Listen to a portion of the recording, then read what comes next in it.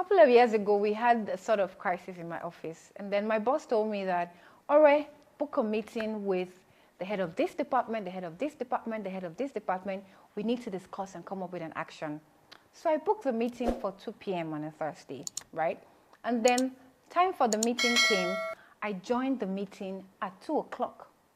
And then I noticed that, my boss was upset, but I joined the meeting at 2. The meeting was booked for 2 p.m. and I booked for 2 p.m. And then my boss said, we shouldn't be waiting for you in a meeting. You booked a meeting.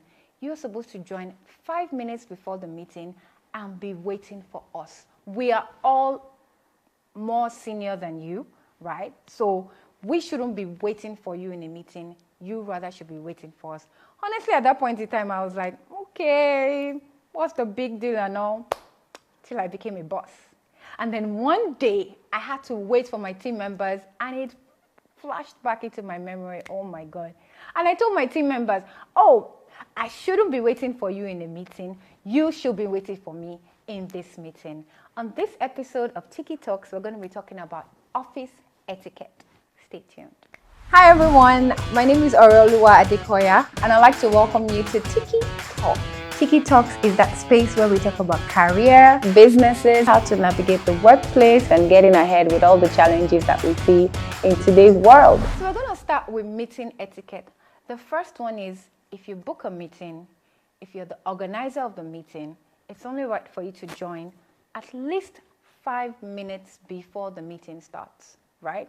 Use that time to look at who is joining, because people also join early. Some people will join 1 minute early, 2 minutes early, thereabout. Use that time to prompt people to also join. Remind them, oh, we have a meeting in 2 minutes, we have a meeting in 3 minutes, so that you don't eat into the main time required for the meeting. You don't want to be looking through for 10 minutes and checking, oh, who did I invite, who is not here, calling somebody, reminding them for the meeting and all that. It eats into the time and reduces the effectiveness of the meeting. Again, we know that in this era of working from home and all that, there are so many meetings, and the truth is, a lot of policies, a lot of ways of working have changed, but there are still some basics, right? And that's what we're here to learn today. Now, I know that meetings obviously sometimes are back to back to back to back. You finish a meeting, you go to another one, you go to another one. If for any reason you're going to be late for a meeting because another meeting is overrunning, right? The right thing to do is, one, send a message. Send a message to the participants of the meeting that they're waiting for you, and let them know, oh, I apologize, and give an estimate. I will be 5-10 minutes late, thereabout. If you don't foresee that you'll be able to join the meeting in the next 15 minutes, then reschedule the meeting. It's not right to have people waiting for you for 15 minutes, or let them know, I'm not available at the moment. I will let everybody know when I am available. Don't keep them waiting, right? And then when you finally join the meeting, first thing you should do is apologize. Oh, I'm sorry, I joined the meeting late. It was due to this, a meeting overrun, or took more time than I thought it would take and all that. That's the right thing to do, right? So if you're having a camera on meeting, please dress appropriately, please. So if you could throw on a jacket quickly, yes, please throw on a jacket. You should not wear tank top, spaghetti tops, singlets in a camera on meeting, right? Once it's said, oh, we need to turn on our cameras, you can easily just throw on a jacket or wear a shirt over what you're wearing and look professional, okay? When booking meetings, please check people's calendars, right? Most offices use Teams, Microsoft Teams, where you can see their schedule already. Now, it's appropriate to book the meetings during their working hours. Microsoft Teams, if that's what you're using, will also show you the working hours, right? And if for any reason you have to book there, sometimes when you're booking a meeting with 10 different people in the meeting and you don't find a time that fits every single person, you need to send an apology to the people affected, or you can send a general apology to say, oh, I'm sorry, this was the time that was best suited for everyone. I'm sorry to those that had meetings booked, but I had to fix it for this time as I was not able to find a suitable time for everybody, right? Now, when you're in meetings, I do this a lot. Please always check to see that you're muted if you're not speaking. Sometimes, especially if you're using your phone for a meeting, you could mistakenly press it and it gets unmuted at some point in time. But please constantly check. Also check your camera, especially if you're using your phone. It has happened to me once where I was in the office and I quickly needed to dash somewhere, and then I took my phone and I switched from my laptop to my phone in the meeting. I had no idea that I had pressed the camera. And so my walk from the office to the car, everything was being viewed. And a couple of people had tried to message me like, all right, your camera is on, all right, your camera is on. But I wasn't even looking at my camera, right? Of course, after that day, every time I have to take a meeting on my phone, I check to see, oh, am I sure I'm muted? And am I sure my camera is also not open as well, right? Also, you never know who is presenting at that point in time and whether they are sharing their screen and what you are chatting with them is visible. I've been in a couple of meetings where somebody is presenting and talking about something. Another person is gossiping with the presenter and everybody sees the gossip. Yeah. So you need to check. In fact, why are you gossiping during the meeting? Use other avenues for your gossip, or better still, please don't gossip. And also in meetings, please speak in official language, right? Don't speak in your native Yoruba, Pidgin, Igbo, Hausa, or whatever it is, but speak in the officially recognized language.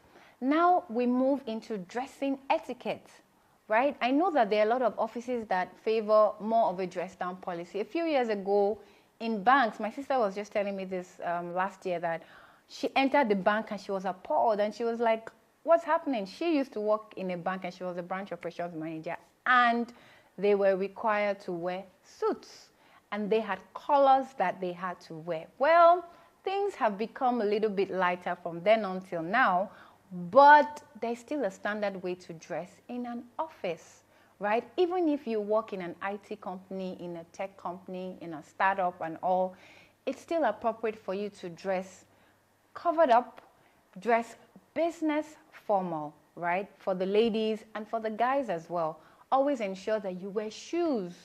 Slippers are not appropriate for the office, except it's on Friday if you're pairing it with traditional attire. For the guys, you're wearing the slippers, or for the ladies, if you're wearing traditional attire, it's more professional to wear sandals. Joggers are not official office wear. I'll take it again. Joggers are not official office wear. And for the Gen Zs, Crocs is not official office wear. It's comfortable. This is what I like to wear. Blah, blah, blah, blah, blah, blah, blah. And even for the millennials, because some millennials wear it. If I for everybody, please don't wear Crocs to the office. Somebody was arguing with me the other day that, oh, they're making some new Crocs these days that look official and all that. I'm like, please don't wear Crocs to the office. Shorts are not official office wear. Please. Slippers, like I said, are not official office wear. Spaghetti tops are not official office wear, right? Tank tops are not official office wear. Remember, you're not working for yourself alone. You're not working with yourself alone. You're working with other people, right? And by dressing appropriately, you're being considerate of them and their working conditions as well, because what you wear can very easily distract somebody, be it a male or a female. Also, ensure that your clothes are well ironed before you get to work. Don't show up in rough or dirty clothes. Before you leave the house, look at yourself in the mirror. Try to look for tears, try to look for stains, try to look for any dirt that might have come onto your outfit, but make sure you give yourself a clean sweep in front of the mirror and check that everything is appropriate and in place. For the ladies, it's not appropriate to show cleavage. Again, you might be distracting somebody in the office. Ladies, please wear a bra to the office. Oh, it's more comfortable not to wear a bra. Oh, there's nothing showing, blah, blah, blah. It is mandatory, actually, for you to wear a bra to the office because guys can tell and you can easily distract. Imagine somebody trying to work on a presentation, somebody trying to work on a report, trying to come up with a new strategy and all that. And then he just sees you passing by and all of a sudden, all the bright ideas in his head just flashes out. And then suddenly trying to gather his thoughts. You don't want to be the source of that confusion. Yes, you want to be noticed. Yes, you want to look good and turn heads and all that. But it should be done in an appropriate way. You can still look smart without exposing areas of your body, right? Extremely short clothes are not appropriate for the office. You can wear that to the club, you can wear that to the beach and all that, but definitely not for the office, right? Okay, so we move to email etiquette. Email etiquette. As a rule of thumb, before you send an email or before you invite somebody to a meeting, think, can this meeting be an email? Before you send an email, think, can this information be passed in a call? Before you make a call, think, can this information be passed in a message? I've joined a couple of meetings where I finished the meeting and I said, this thing could very well have been an email. It could have been just for my information and you wanted to document it, right? So think about it. Start from, can it be a message? If no. Can it be a call? If no. Can it be an email? If no, only then should it be a meeting. But don't be clogging people's email boxes if you don't need to, right? Now, we see a lot of instances where there's a ping pong of emails. Somebody sends an email, then another person replies, then you reply, no, I did not say that, no, you did it, then you reply, then reply, then reply. In such instances, pick up the phone, call, and end the ping pong. Again, you don't want to be responding to 50 people in an email and then replying all and replying. Or sometimes someone sends a general email, right? Like, for instance, there was a time when the commercial manager in my office was going on leave, and he just said, oh, guys, I'm going on leave for so and so days. So just for your information, if you need to reach me urgently, you can reach me here and all that. And then I started saying, enjoy your leave, boss. Enjoy your leave, boss. Enjoy your leave, boss. Like 20 different people said, enjoy your leave, boss. Why do you have to copy everybody in enjoy your leave, boss? Like, why? Why? You could have just sent that directly to him, right? So before you reply all, ask yourself, is it a reply all situation or is it a reply the sender situation? And then make that decision by yourself. And then on email communication, finally, it's good to have a signature at the end of your email. A signature should be your name and your designation. This helps people to know who you are and in what office you are writing that email, right? It also helps to clear the initial doubt, especially when you're sending an email to somebody that you're not familiar with. That signature at the end, it gives a more professional and formal outlook, and it helps them to receive you as per your office, which is what you are representing when you are sending an email. And then on phone calls, as a general rule, it's better to put your phone on silent. It's always better. If you have to, ensure that the ringtone is as minimal as possible. We don't want to be hearing la la la la la la da oh when we're in a meeting in the office, right? Those phone calls and those things, yes, they're stimulating for you, you find them funny, you laugh and all that, but really, you don't want to be distracting other people in the office. Remember, when you're working in the office, the number one rule is respect. You need to have respect for other people and for their working conditions. The fact that you can work in a certain condition doesn't mean that that condition applies for everybody else. So also with playing loud music. You should not play loud music except it is requested by everybody that is going to hear the music, right? And you should check if the genre of music is okay for every single person that should be listening. Yes, you work better with music, but do other people work better with music? Respect. If you really need to work with music, can you use your earphones? Can you use your headphones? Can you ensure that only you are hearing that music and you're not playing it out for everyone to hear? Also, if you're receiving phone calls, if it's a personal phone call, the right thing to do is to excuse yourself from the general work area and go to a private area and receive your phone call.